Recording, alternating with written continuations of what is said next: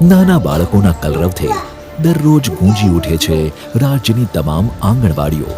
હસતા રમતા, મસ્તી કરતા, પોષક આહાર આરોગતા અને યુનિફોર્મમાં સજ્જ એવા નાના નાના ભૂલકાઓથી વાતાવરણ વધારે રળિયામણું બને છે.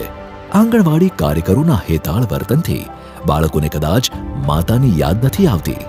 આ આંગણવાડીની યશકલગીમાં ઉમેરાઈ રહ્યું છે એક નવું મોરપીંછ, એટલે પ્રોજેક્ટ પાપા પગલી.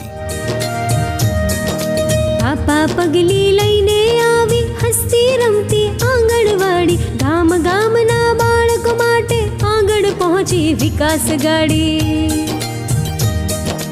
પાપા પગલી લઈને આવી હસતી રમતી આંગણવાડી. ગામ ગામના બાળકો માટે આગળ પહોંચી વિકાસ ગાડી.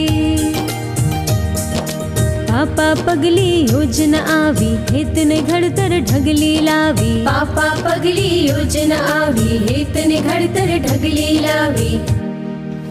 સમગ્ર ગુજરાતના વાલસોયા બાળકોના ઉજ્જવળ ભવિષ્ય માટે બાળક જ્યારે 3 વર્ષનું થાય ત્યારથી જ તેના શિક્ષણ અને સર્વાંગી વિકાસનો પાયો મજબૂત બને તે હેતુથી ગુજરાત સરકારના મહિલા અને બાળ વિકાસ વિભાગે પ્રોજેક્ટ પાપા પગલીની શરૂઆત કરી છે.